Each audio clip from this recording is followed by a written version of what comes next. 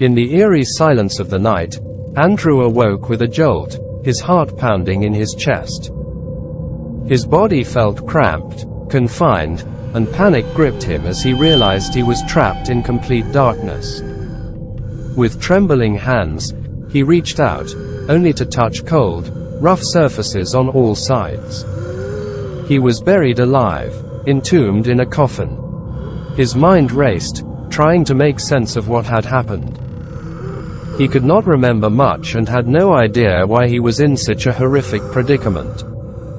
The only recollection of the events that transpired before he lost his memory were that of playing poker with some strangers he met at a casino on the Vegas Strip, who then invited him to play high-stakes poker at their private residence in a fancy mansion outside of Las Vegas, in a small town called Boulder City. As the reality of his situation set in, the air grew thinner, and desperation washed over him. Andrew's mind was clouded with fear, but he knew he had to think clearly if he wanted to survive. He recalled the stories of people mistakenly pronounced dead and buried alive in the past, and he knew he had to find a way out before it was too late. Frantically, he explored the cramped space, searching for any weak spots or openings while noticing he still had his iPhone in his back pocket, which gave him a glimmer of hope. And although it had no battery left, he remembered that iPhones can still be located even when they're shut off. His hands scraped against the rough wooden surface, and he desperately kicked and pushed against the coffin's walls, but they seemed impenetrable. Time was slipping away, and he could feel himself gasping for breath.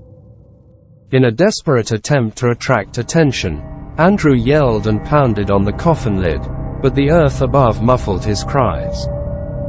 His voice echoed hollowly, swallowed by the darkness and isolation. As the minutes turned into what felt like an eternity, Andrew's strength waned, and a suffocating sensation engulfed him. The realization that he might never see the light of day again gnawed at his soul.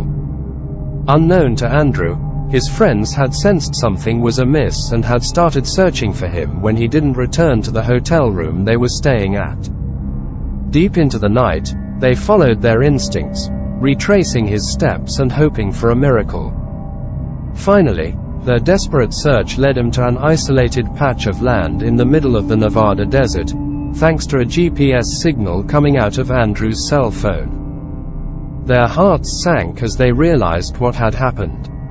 They remembered Andrew had told them he needed fast cash for an extreme financial situation he was going through back home, and that he was willing to risk it all for a chance to change his dire economic catastrophe.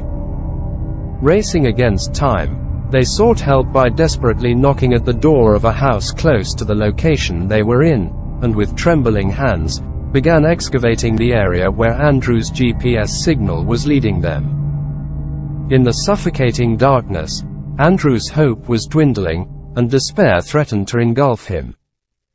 He started to think about his parents, siblings and friends, how he might not ever see them again. It was a gut-wrenching feeling, a hellish purgatory of the mind and soul.